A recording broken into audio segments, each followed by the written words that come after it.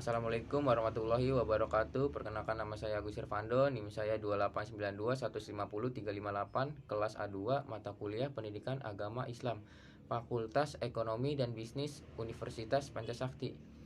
Yang terhormat dosen pengampu Aden Sudarman, MPDI. Baik, kali ini saya akan membawakan materi tentang hubungan ta'arah dengan kebersihan, kesehatan, dan kaidah lingkungan. Pertama-tama saya akan menjelaskan pengertian ta'arah. Ta'arah menurut bahasa berarti suci, sementara menurut istilah, ta'arah yaitu berarti suci dari hadas dan najis, yang mana berada dalam keadaan suci setelah berwudu, tayamum, atau mandi wajib.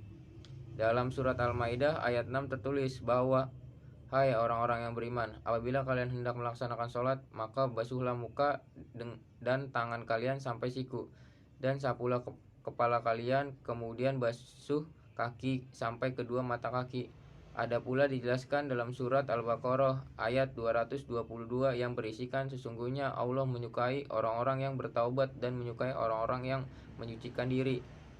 Selain itu, dalam hadis riwayat Muslim, Rasulullah SAW pernah bersabda, "Allah tidak menerima sholat yang tidak disertai dengan bersuci." Selanjutnya, keutamaan ta'arah. 1. Ta'arah merupakan setengah keimanan. Kata Syekh Hafiz Zallallah bahwa sabda Rasulullah Shallallahu Alaihi Wasallam, "Tuhur merupakan setengah keimanan." Penafsiran makna tuhur ada dua makna di kalangan para ulama. 2.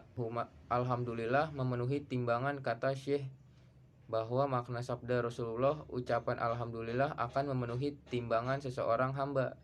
Di dalam sabda beliau tersebut terdapat penjelasan betapa besarnya pahala yang Allah berikan kepada seseorang yang memuji dirinya, yang mengucapkan Alhamdulillah, dan bahwasanya kalimat yang penuh berkah tersebut bisa memenuhi timbangan kebaikan seseorang hamba.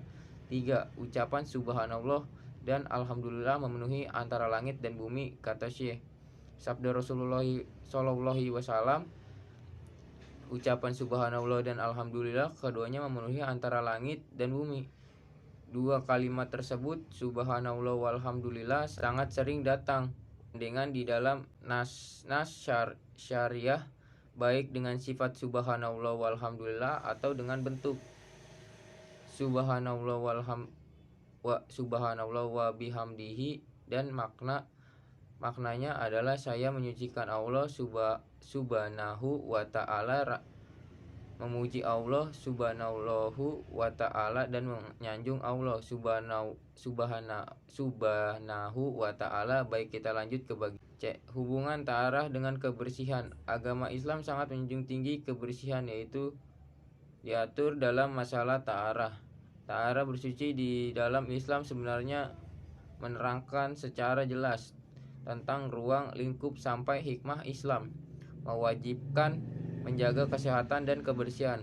Masalah-masalah yang dihadapi Indonesia ini sebenarnya tidak dapat lepas dari para pemuda, karena pemuda sekarang merupakan pemimpin masa depan.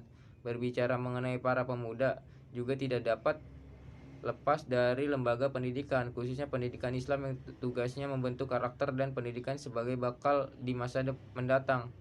Peserta didik sebagai penerus bangsa harus mendapatkan perhatian yang serius, khususnya masalah pendidikan Islam untuk yang beragama Islam, karena mereka mengetahui Islam secara kafah. Pastilah mereka mampu menyadari dan berusaha mencari jalan keluar dari masalah-masalah yang sedang dihadapi oleh negara kita ini. Yang terakhir, D.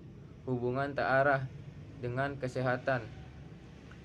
Syariat Islam sangat memperhatikan kebersihan dan kesehatan. Hal ini tercermin dari pembahasan ta'arah bab bersuci yang selalu terdapat di bagian pertama kitab-kitab fikih.